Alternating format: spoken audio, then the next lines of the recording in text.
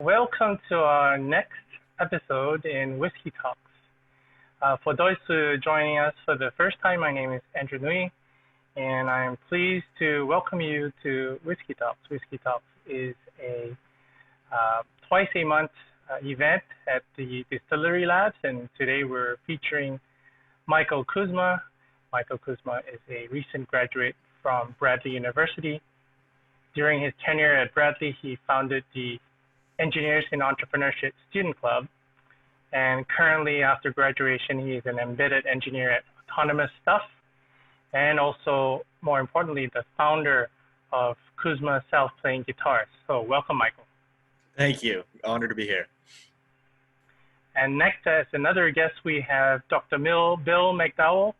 He's the Executive and Academic Director of the Robert and Carolyn Turner School of Entrepreneurship and School of Entrepreneurship and Innovation, as well as the Turner Endowed Chair of Entrepreneurship at Bradley. He has been a significant encouragement for students exploring entrepreneurship during their time as students at Bradley. Good to be here. And last but not least, we have Jay Babin. Jay Babin is the Manufacturing Engineer and Innovation Liaison for New Products at Caterpillar. He is also an artist and maker at River City Labs, which is a local makerspace in Peoria. He also advises with a number of arts organizations and makerspaces. Notably, he is a board member at the Arts Partners of Central Illinois. Welcome, Jay. Glad to be here. All right, so without further ado, we'll really jump into the reason why we're here. Michael, tell us your story, how the self-playing guitar came about. Well, I guess from the beginning, it came about, I remember it was freshman year while I was at Bradley, and I was looking for a project, and I couldn't sleep, and I remember at 3 or 4 in the morning, I got up, and I'm like, I want to see if, is a self-playing guitar out there? Does it exist? I'd played music since 3rd grade. And this gave me an excuse to learn what I would be using in the classroom. And because I am an electrical engineering, or I was an electrical engineer, and I just graduated. But this gave me an opportunity to apply what I would be learning. And it's gotten way carried away. Essentially what this self-playing guitar is here, it's a device that allows any guitar to play itself. It can play absolutely any song. And it's an attachment to any guitar, and you can imagine it in all kinds of applications, whether that be in a retirement home, rolling room to room, whether that be for a singer who's a accompanist who backed out last second, hotel lobbies, anything a self-playing piano can do. But this is way more mobile, and frankly, it's a lot more cool. That is so awesome. So, Michael, it does sound like it's the overnight success, much like Mark Zuckerberg and others that have just come out of school. But surely there has to be a story behind, is this your first venture? What is that like? Can you share a little bit more? Is this self-playing guitar my first venture? That's correct. So I guess if we want to go back in high school, I started I was a part of DECA. And DECA is a student organization that creates out-of-office business experiences for high school students. I joined it because it was low commitment, and it looked good on a resume. Well, it ended up that I was pretty decent at what the job of DECA was, which was you basically show up into a room having no idea what you're doing, and you present to a fictitious boss after looking at a problem for 15 minutes, and you present the solution. And I realized I was good at that, and then it kind of spiraled into, well, there's more advanced projects where you can do almost like a senior high school project. And we ended up doing, me and 2 other friends did something similar to what Grubhub is today.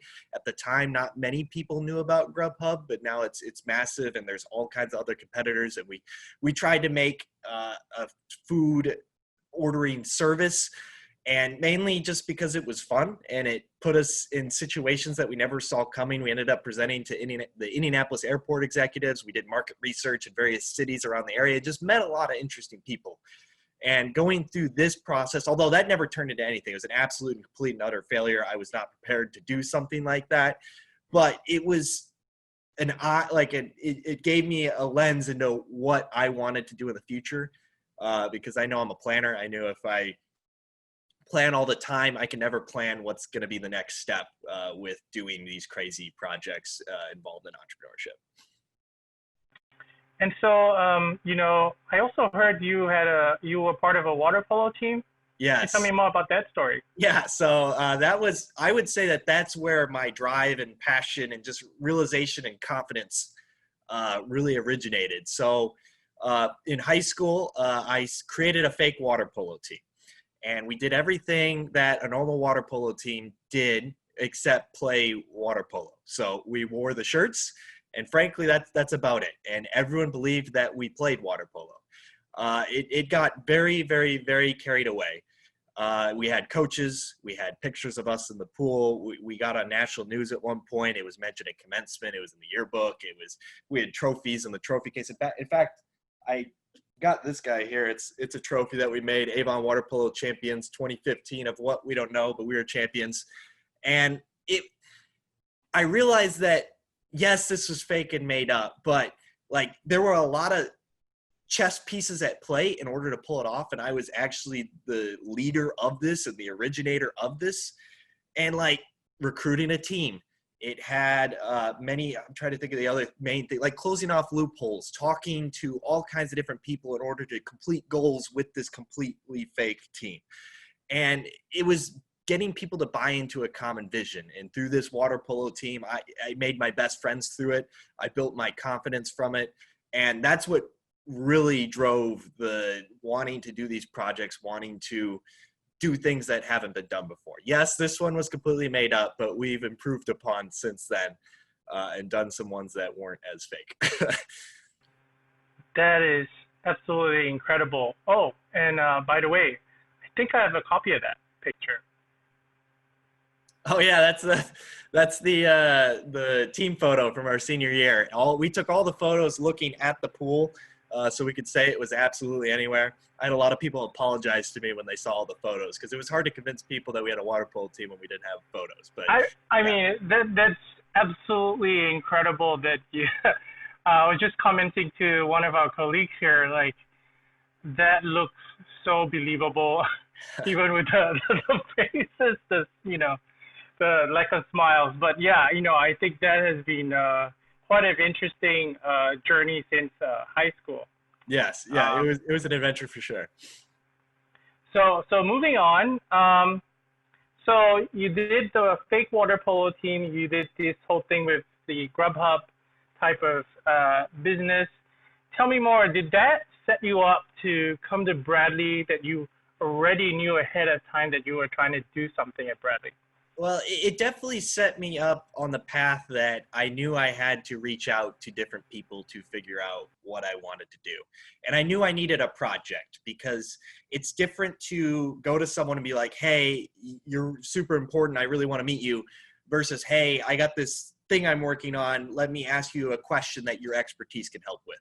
Because if there's one thing that I've learned in this whole crazy mess is that like everyone wants to help, but if you don't tell them how to help you, they don't know how to help you and they won't. And you can't do anything alone. And that's definitely another key component to that. Absolutely. So you had this thing, you were part of a competition at Bradley how did this guitar come about, and how did that happen with the competition? So I know when I came to Bradley, I was reaching out to all the different resources there, whether it be the Turner School for Entrepreneurship, the Turner Center for Entrepreneurship, many of the Peoria community resources, the EDC, River City Labs, which I know we're going to talk about later. But yeah, I remember going to Dr. McDowell's office, and he is and I said, hey, I want to like grow this idea. I'm super passionate about it. At this point, it sucked. Honestly, like this device played on one string, it played Smoke on the Water, and you could maybe recognize it. It played at the ability of a third grader, but I was passionate about the idea, and he constantly pointed me in the right direction. He said, hey, you should join our big idea competition. And that is truly what has jump-started this and what challenged me to push this idea further and think about more than just I want to work on electronics to learn it and to see where I could apply music electronics business altogether. So Michael, if it's okay with you, can you share a little bit more about what the Big Idea competition is all about? Yeah, absolutely. So the Big Idea competition was where all the students with ideas or projects, or they don't have to be a business. They just gotta have something that they want money to invest in their idea and work on their idea with. It could be absolutely anything. For me, it was a self-playing guitar, and it's a 3-stage competition, it involves like a trade show round. It involves presentations, pitches, writing a business plan. It was a very comprehensive challenge that, knowing that it was the first year that it was being pulled off at Bradley, I thought it was an excellent opportunity to see if I could take advantage of it. And it worked out well for me. Super exciting. And now I would like to invite Dr. Bill McDowell to share a little bit on his insights on his interaction with you, as well as what Bradley is doing to support and grow entrepreneurship in the greater Peoria area. Dr. McDowell. Yeah, so it was great. I came to Bradley a few years ago to head up the Turner School of Entrepreneurship and Innovation. And interestingly enough, before I even started, I had already met Michael because he was interning for the Turner Center at the time. And so I went in the office and he was all excited. He's a very passionate person, if you can't tell. He was all excited about what was going on, and he's like, I need to talk to you. I got an idea. So literally one of the first meetings I remember having in my office was Michael coming in and talking to me about this self-playing guitar. And I just moved from Nashville, so I've seen a lot of guitar players, a lot of different things, but I've never seen anything quite like what he was presenting to me as far as the idea goes. And it was kind of exciting. So we knew we were going to be hosting this new competition as just one of the ways that we try to help stir innovation and entrepreneurship, across campus. And we were calling it the Big Idea competition. It was going to be an opportunity for students to, like Michael said, not only showcase their ideas and their talents, but also really start to put some structure behind what was going on. And again, Michael he's so enthusiastic, so ready to go forward that he basically told me the first day that I told him about the competition, he told me he was going to win it as well. So he was going to take all my money and it was going to develop this thing. So he kind of threw down the statement, when we first met. And honestly, I couldn't help but believe him because he's pretty motivated. We had a lot of great entries. And like Michael said, one of the things we do is we try to get all the students who have ideas to come to the table. And you don't have to be an expert in business plans. You don't have to be an expert and really know what to do to start a business, because there's a lot of great resources here in the area at Bradley in Peoria, where you can kind of get connected and try to develop your ideas. So, with what we did at the school, we just kind of put together this structure, and Michael just started going through it, boom, boom, boom. So he submitted his first idea in the screening round. And of course it was great. He'd put a lot of effort into it. One thing that he did a really good job early on was developing his team, as he mentioned. So he got some great people on his team. They were all very motivated. They were all excited. They got through the screening round. They got to the trade show round. And that was where Michael was really going to get to showcase for the first time that self-playing guitar on the one string. And it was funny because it's a 3-hour event, but they have about 3 hours to set up. And they were going crazy trying to get everything working right, finding chords. I think something broke. He'll probably maybe talk about that on that date. And literally we had around 600-700 people kind of come through from the community area and students. And it was just exciting. He had this whole thing put together, the right team, the right idea. And that was exciting. But then when it came down to the end, they have 1 month to put together a full business plan. And again, this is probably the hardest part of any of it. How can you create this? How can you not only create the technology, but, create and look for markets? How can you, go out there and really make this thing shine? And it was really exciting to see him come out. And at the end of the day, he did win. He took my money. He proved he was correct. And with that kind of an attitude, I think there's probably no stopping him as he moves forward. But it was certainly fun to watch him along the way, and to see where he's gone since then. I've been at events over Christmas, for example, down at one of the hotels, and there was a lot of people there, and over in the corner, there's Michael with the guitar, and it's just going, and people are coming up and talking to him about it. And it's really exciting to see where he's at and where he's going. And I know he's got a really good future ahead of him. Dr. McDowell, thank you so much for sharing.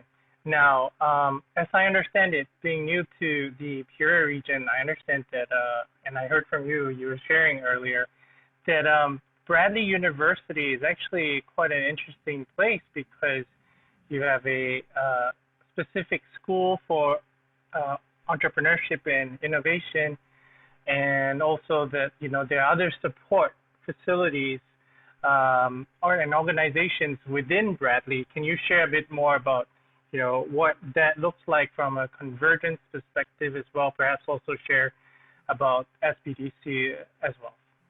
Sure. So, what's really unique about Bradley is we have the very first independent school of entrepreneurship and innovation in the nation. Several universities have copied the Bradley model, which is pretty exciting to see. But it's neat because we're able to serve the entire campus. So we're not just looking at just business students or just, another group of students. Instead, we're working with the entire campus. And what we see is with it being across campus and it's kind of owned by everybody, people like Michael come along and he creates a multidisciplinary team. And that's one really unique aspect of what we try to do. We try to give students a really broad experience across the board. And so we've been working on convergence for quite some time. We've had convergence where we're bringing in students from engineering and business together to work on projects that have to do with a partner in the community. But now we're expanding that to really be a focus for the university overall, to bring in multiple disciplines together, students from multiple disciplines, and also trying to partner with others in the community to help solve problems and go in and do development there. But as the resources go, we've got the Turner School of Entrepreneurship and Innovation. We also have the Turner Center for Entrepreneurship, which houses the SBDC. It houses the International Trade Office. It houses a lot of different things that are all specifically for the community as well. So while we focus on students through the Turner School, the Turner Center focuses on bringing resources across the board for everybody to have access to help, whatever that is, whether it's business consulting or et cetera, whatever those things are. And, and we're excited about it. We're not trying to, go out there and say we are the end all of everything, but we do want to partner with everybody, including the EDC, including Distillery Labs, including, all the different groups within Peoria that are trying to help move things along. And one of the greatest things we're doing is, trying to be a part and recognize what we can do as part of this ecosystem, our entrepreneurial ecosystem here in the area. And I think that's what's really great about Peoria is we've got this really open paper for us to just go out there and create and be able to develop new ideas, to be able to support those. Whatever somebody comes up with, we want to be there to help, move them along in one way, shape, or form. And I think that's probably where Bradley can come into play. We want to be a resource, but again, we want to be a part of everything that's going on here in the region. Thank you, Dr. McDowell. Such a pleasure to hear about the DNA of entrepreneurship and innovation at Bradley University. Moving on back to Michael. Michael, Dr. McDowell talked about your team. Can you share more about what that was like? How did you find your team? You're in engineering. How did you make this whole big idea competition happen? Yeah, so the team started from before when I was actually, let's say before the big idea competition. As this project began and I have no idea how to do this. I don't know anything engineering whatsoever. Do you know something? And just asking questions, targeted questions to all kinds of different people. And a lot of those were fellow students. And as I was asking those questions, those relationships begin to form. And I know there was a couple of students that they were engineering, but they're in different types of engineering. They had different mindsets that they would both help with this project in various aspects. and I asked them to be a part of the team. And then there was another student who I noticed was able to fill a room of 400 people for a speaker event. And it was pretty much him by himself. And I was pretty blown away by that. And he had mentioned before to me that he was very interested in this project. If there was any way he could help, please let him know. And I thought, okay, you are in a different circle than I am. You are involved in different groups than I am. For the trade show round, you got to be able to bring in a lot of people. And I thought he would be a perfect fit for just basically networking and bringing people to the event in support of this idea. And it was important to get diverse perspectives, because I guarantee you, if I got 4 electrical engineering majors together for the Big Idea competition, I would not have had the success that I had in it. Yeah, the team is important. It's not just those 4 team members. It's also everyone behind the scenes, the constant meetings, the constant reaching out for advice. Like, how would you do this? How would you do this? How would you do this? And when 30 people give you ideas, one of those ideas are going to be the best one. Absolutely. So, at MIT, we talk a little bit about the 3 H's, the hackers, the hipsters, and the hustlers. You have the hustler, and of course, you yourself being the hacker. And I'm curious to also understand who else was the hipsters on your team as well that were, making this whole vibrant component for the Big Idea happen. Yeah. Well, I will say, just as far as like how to technically pull this off, one of the biggest resources for me was River City Labs. And for those that don't know what River City Labs is, it's a community of makers that it's almost like you pay a gym membership and you get to use 3D printers, laser cutters, CNC machines, just all kinds of crazy equipment. But the best part is it's just a community of people that can show you how to use all this equipment. So I know, like, I went to River City Labs pretty much every single week for a while there, and would just come with a list of questions. And it would be like, how would you make this motor turn this way? How would you make this solenoid operate? How would you do all these different things that I'm wanting to do with the goal of playing the guitar? And they just coming in with targeted questions, and they would give me 30 ideas. I would try 5 of them, and one of them would ultimately be the solution. And I still utilize them as a heavy resource in the development of this project. That's awesome. And I would like to bring on Jay right now. Jay, I'd love to hear your perspective. If you can recall, when did you first meet Michael? What was your opinion of him and what he was trying to do? Can you share a little bit more? Yeah, that was that's kind of interesting times, because at the time River City Labs was down in the warehouse district, in an old dusty warehouse basically, and normally we meet pretty late at night, and I guess we normally don't see Bradley students come downtown or leave the Bradley bubble or whatever. So it was kind of refreshing to see a younger kid come in, asking questions about, it was a fun sounding project, but you could also tell that Michael had, he had some drive. He knew that he had this kind of a silly sounding project, but he also knew that there was a lot of learning to do to make it happen. So I think that's probably my first impression was here's a young kid. I think he was a freshman at the time. Correct me if I'm wrong, Michael.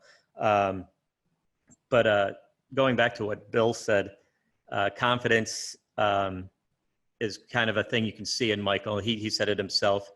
He has a lot of drive, but he also has a lot of discipline. I think discipline is the word that I haven't heard yet about him. He's able to take a couple simple questions he has, get a lot of feedback from a lot of different perspectives at the makerspace, go back, do his other studies, but also be disciplined enough to check off all those items that he's learning. So it almost sounds really, Jay, too good to be true. It's like, is it really that everybody took him seriously from the first time he walked into River City Labs? Yeah. I think the thing about it is he walked into a room that probably had 15, 20 people doing random projects, and we kind of huddle around the conversations. and it's not just Michael. It's like if anybody comes in, you'll get different people coming in and chiming in on the conversation, especially if you keep it interesting, like Michael is doing. So like River City Labs, we're made up of, manufacturing engineers, IT people.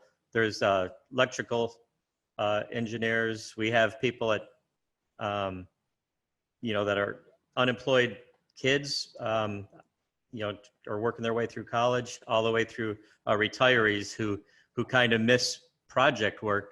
After they retire, that kind of drops off. They'll come into River City Labs and help with projects like this.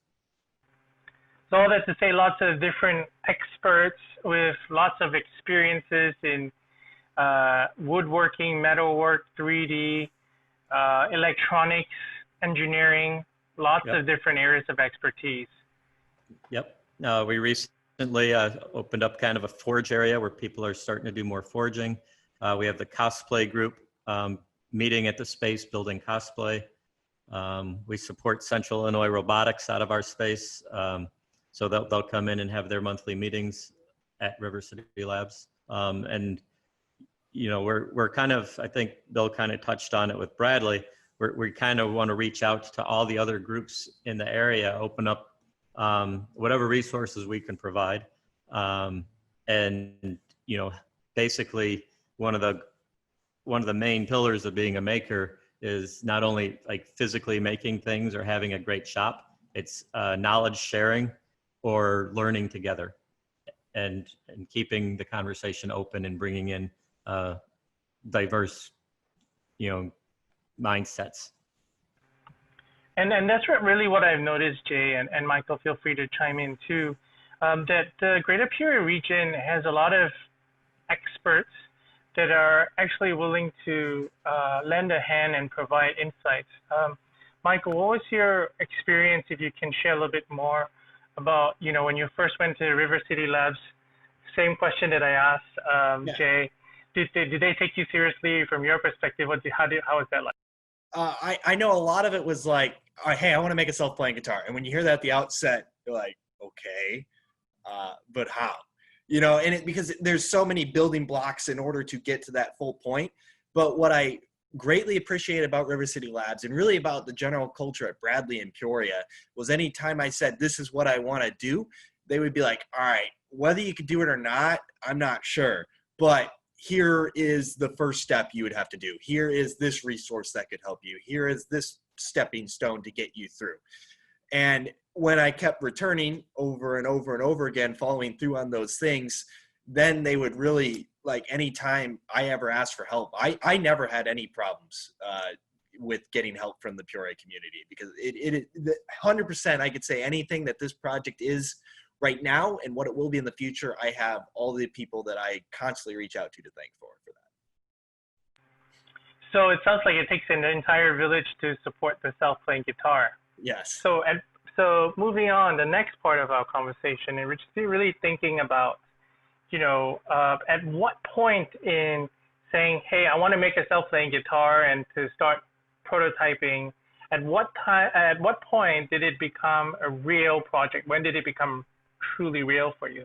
Yeah, so I knew that like freshman year when I wanted to do this, it was just going to be a project that could help me learn electrical engineering. It could be a project that could help me learn 3D printing because I knew nothing about engineering. And I think going through that big idea competition really challenged me in thinking of what this could be from a business perspective, what this could be as a tool for others, how to not just be a hobby and not just be, I make one of them, I get to enjoy it, but it could help solve problems in the real world. It made me think about those questions. And I think there were definitely a lot more engineering hurdles even after the big idea competition. I know Dr. Brignadello hinted to it. During the big idea competition, that one string in the middle of the trade show route, it snapped off the guitar, shattered, and never played Smoke on the Water ever again until I rebuilt the whole machine. So like there were definitely some hurdles to be had. And going forward, I think the other biggest thing was I did a trial in a retirement home. And this is right before I studied abroad in my junior year at Bradley. And this device survived when I put it in there for a week. So to get into that retirement home, that was cool because I talked to someone, I networked to get this connection, and they were like, oh, wow, I have this problem here. I think it would be a perfect fit here. I've had these different problems. With this retirement home, they essentially, any way that they can interact, have their tenants interact with music, that's what they want to do because they find it very therapeutic. They find memories have been improved. They are constantly looking for sources of music, and they thought this is perfect because it's mobile, it's on wheels, you can put it room to room in isolation. And I think seeing that there was actual interest from someone in the community, and then that I put it there a week and the thing survived. Now, this was not ready for this trial that I did whatsoever. It played, I think, 8 songs, and the feedback I got from the trial was, I don't want it to smell like fire. I don't really recognize any of the music. Don't have parts falling off the machine as it's operating, please. And this kind of feedback, yes, it doesn't look good, but it survived the whole week and they used it the whole week. And that's when I was like, okay, this could potentially be something more than just, I don't know, a university, a school project.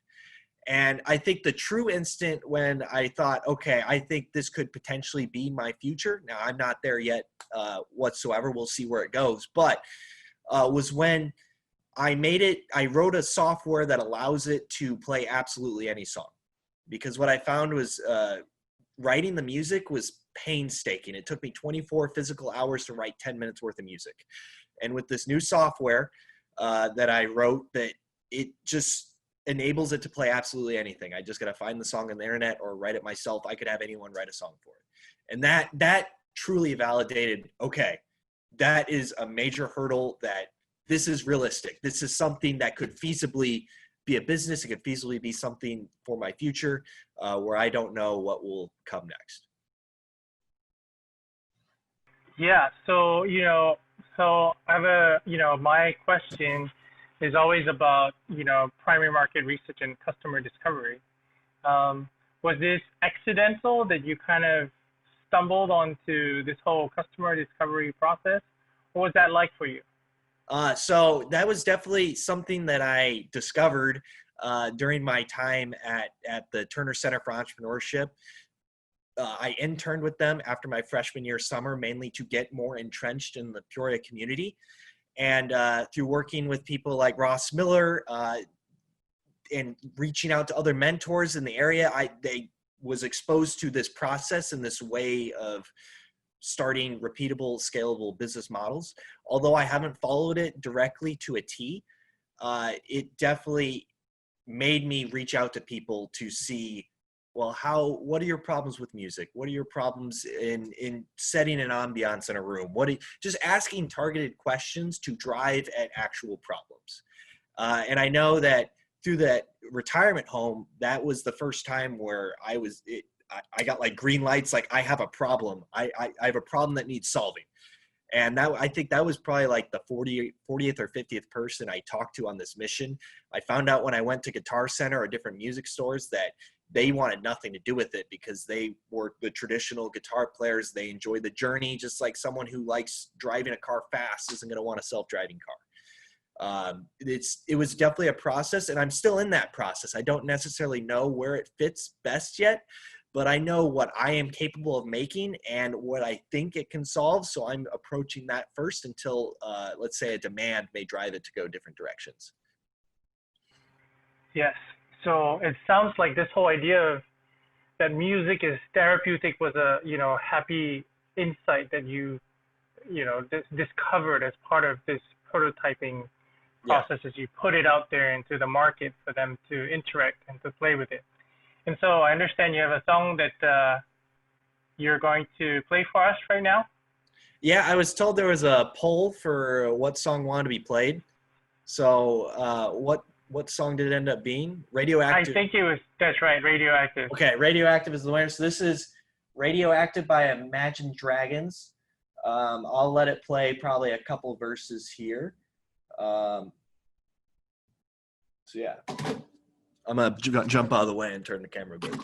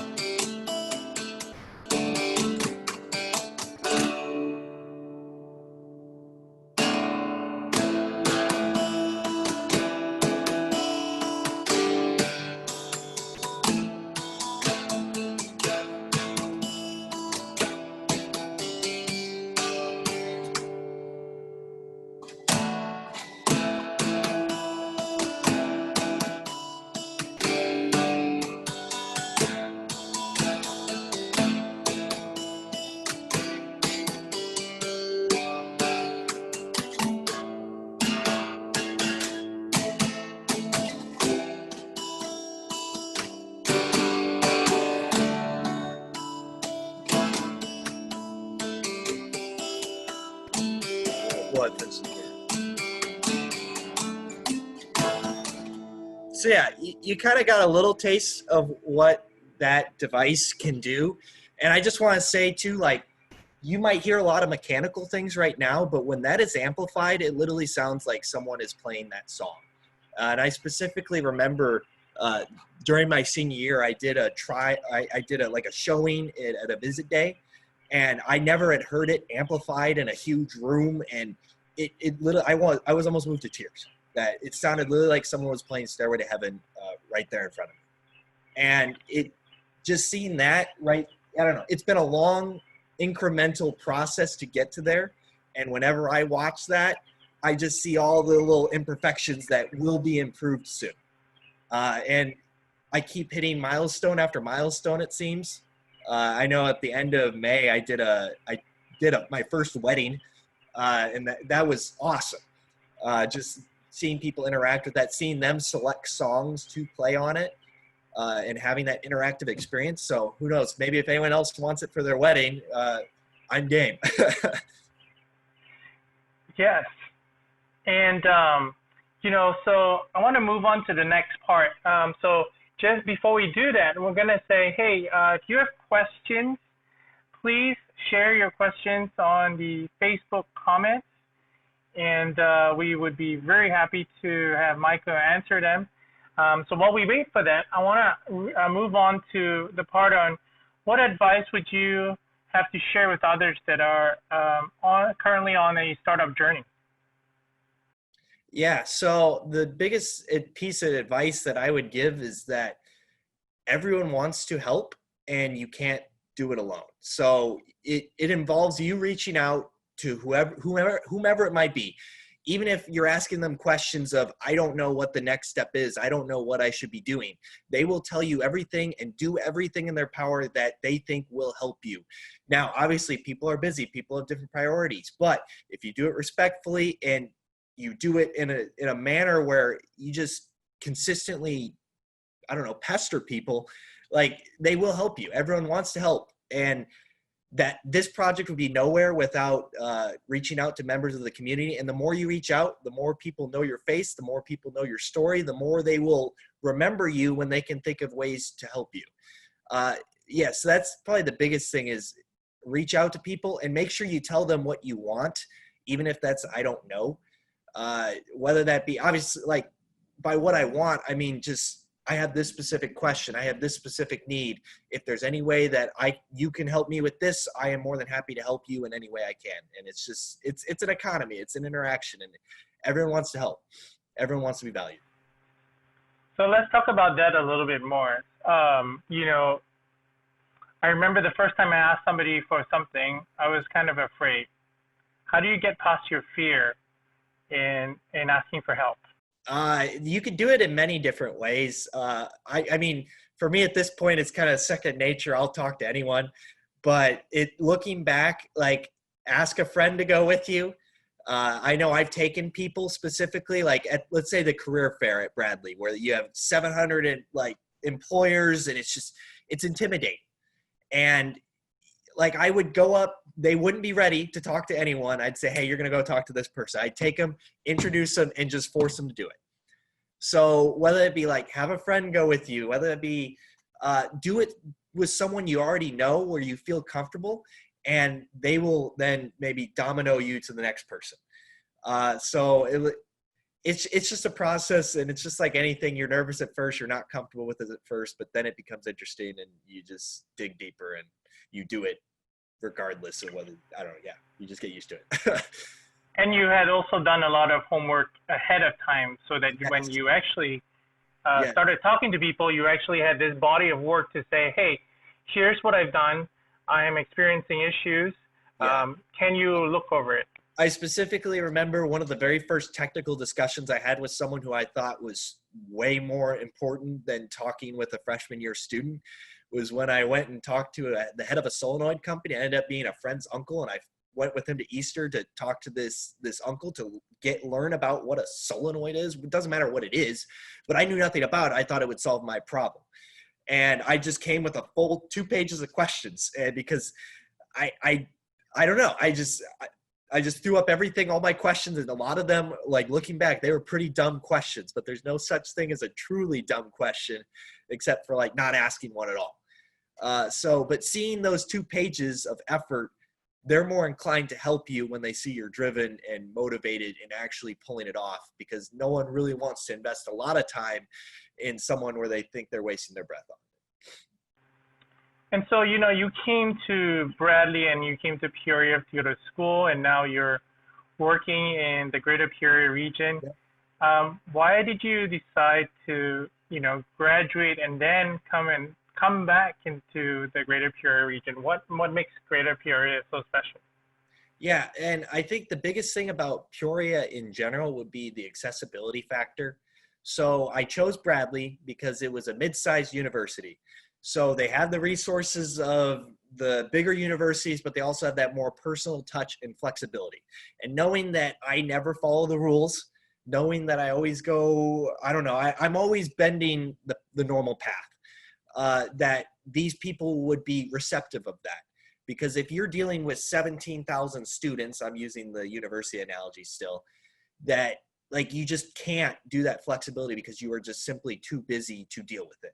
So Peoria is the same in my eyes as Bradley, is that everyone is accessible. It may not make the top headline in some whatever category it might be, but it has all of those resources that you might need, and they are easily accessible and easily you can capitalize on them. And I think more specifically, another major reason why I decided to stay was autonomous stuff. It's a wonderful company I've been lucky enough to become a part of, and they are very open to that flexibility idea that I was speaking with. And yeah, that's ultimately why I decided to stay in Peoria. And so, in that vein, I think it's good to ask, how can the community in the greater Peoria region help you going forward? Yeah, absolutely. So I am here in the Peoria community going forward, as Andrew just said, and I don't know exactly where to take this project next. There are, right now, this device here, I'm building a second one currently, so I can have one that's demo ready whenever. If there is any event out there that you want to make cooler and have amazing, innovative technology in it, just to showcase, I don't know, whatever you might be doing, this device is ready whenever. And I will wheel it down, and yeah, I'm open to showing it off to whomever, whenever. That's one thing. And then also too, if you know someone who might be interested in using this, let's talk. If you are that person who might be interested in using this or might have ideas that might be able to help this project going forward, let's talk. Another thing is, eventually I want to get to where I'm dropping this device off in a location. Let's say, I'm just gonna say a hotel lobby, a retirement home, a hospital, whatever it might be, where the device sits there and it stays there. And you update the music, you get to use it on a daily basis. I don't know exactly what that process would look like, but that's where I'm looking to go. I want this to actually solve problems in the real world. I want to build more than just one. And if you might know a connection, you might be that person, then let's talk. I have a website, selfplayingguitars.com. And yeah, I'm more than happy and open to any conversations that might happen going forward. Great. We have a question. If you want to rent it for an event, can you pick your own songs? What does that look like? Yes, absolutely. So it's right now I have about 30 songs on the device. So it's a bunch of different famous ones. But if you gave me enough heads up and enough notice, if you had a playlist that you wanted to be executed, I'm more than happy to put those songs on for your event. So like I said, this device can play absolutely any song. Now, can it play it like this instant? No, but if you gave me, let's say, a day, I can put 2 different songs on in a day. If you give me a week, I can put many more than 2. So I've made it so this device is flexible to hopefully meet needs in setting ambiance and really that therapeutic benefit in just setting your event apart or setting your office apart, your hotel lobby, your anything. And so do you think, you talked a little bit about music therapy. Do you think that's an area in healthcare and wellness that you're thinking of pursuing as well?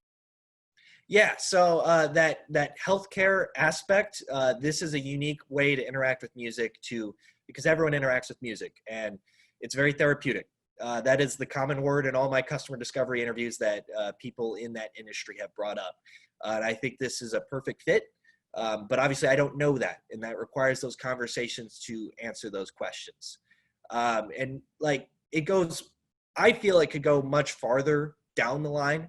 Obviously, right now, I know I am capable of building a self-playing piano on a self-playing guitar, essentially. I think it's a much more cooler version of that, but that's essentially what I'm capable of doing right now. Down the line, I want this to be a tool for musicians. I want this to be more real-time interaction with the device. Let's say children with mental disabilities could interact with it, play a C chord, play a D chord, and you just push a button and you get to play cool music. It's not meant to replace guitar players. That's not the goal whatsoever. I'm a guitar player myself. But it's available 24/7. It's mobile. It's cool. And it can make whatever you want to stand apart, differentiate yourself, things of that nature. So, Michael, there has been a voting war on the polls, and right now the Country Road by John Denver is taking the lead. I wonder if you can play it one more time. All right, we can do that. Country Roads. Oh. 1 second. There it is.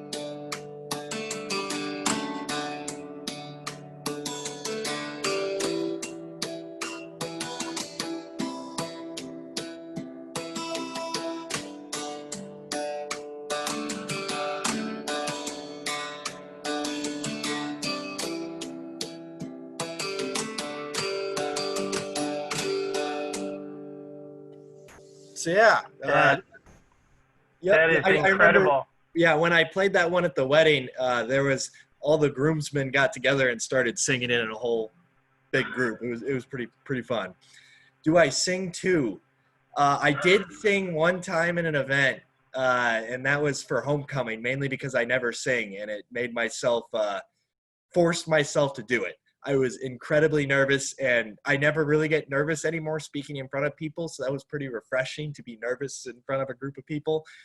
And I would not say I sing yet, but we're working on it. So if you appreciate what has been going on this presentation so far, I encourage you to smash the like button below and to share this opportunity with everyone in your network. I want to thank you, Michael, so much for your time today. Thank you, Dr. McDowell and Jay.